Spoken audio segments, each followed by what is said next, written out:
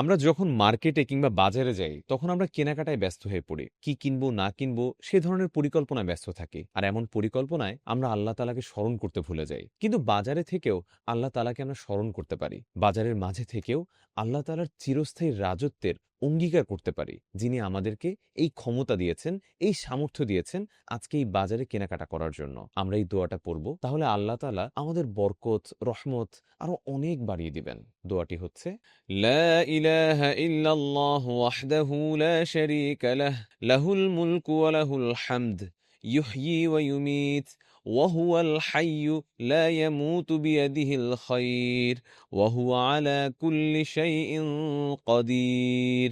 আল্লাহ ছাড়া কোনো সত্য উপাস্য নেই, তিনি একক, তার কোনো শরিক নেই। রাজত্ব তারই, আর সকল প্রশংসাও তার।